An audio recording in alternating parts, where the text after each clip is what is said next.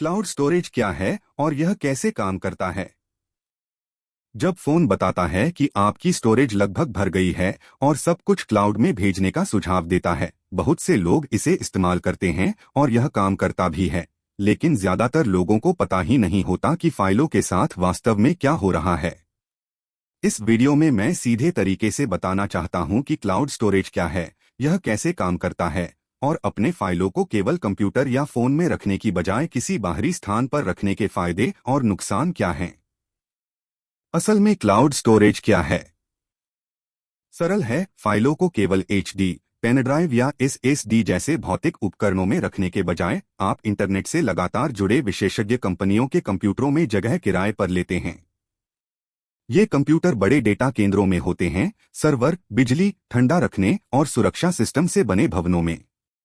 विचार यह है कि इंटरनेट और खाते की अनुमति हो तो आप कहीं से भी अपने डेटा तक पहुंच सकें। पर्दे के पीछे यह कैसे चलता है?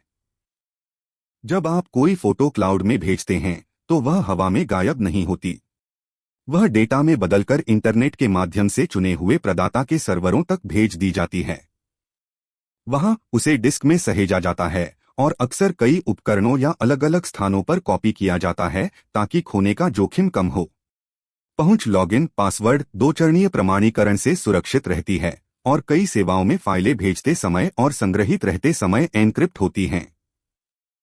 आप शायद पहले से इस्तेमाल कर रहे उदाहरण आपको पता न हो, लेकिन रोजमर्रा में ऐसे सेवाओं का इस्तेमाल करने की बहुत संभावना है। File platform, photo, notes, email और यहां तक कि मैसेजिंग ऐप्स भी जो चैट इतिहास का बैकअप लेते हैं, इसी तरह दूरस्थ सर्वरों में डेटा रखते हैं।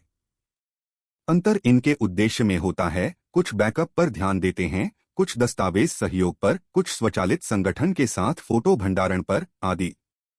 ऑनलाइन डेटा रखने के मुख्य फायदे।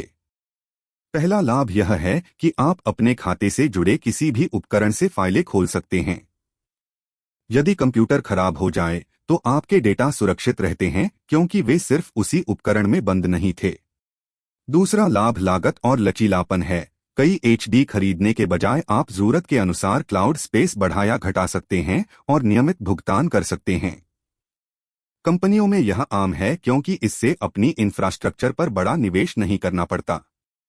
ऐसी कमियां और सीमाएं जिनका ज्यादातर लोग जिक्र नहीं करते। यह पूर्ण नहीं है। फाइलें भेजने या डाउनलोड करने के लिए अच्छी इंटरनेट की आवश्यकता होती है। यदि नेटवर्क धीमा या बंद हो तो पहुंच प्रभावित हो सकती है। दूसरा बिंदु गोपनीयता है। आपकी फाइलें तीसरे पक्ष के उपकरणों में होती हैं, इसलिए साझा करने की सेटिंग जांचना, सही प्रदाता चुनना और दो चरणीय प्रमाणीकरण व मजबूत पासवर्ड जैसे सुरक्षा फीचर सक्रिय करना जरूरी है।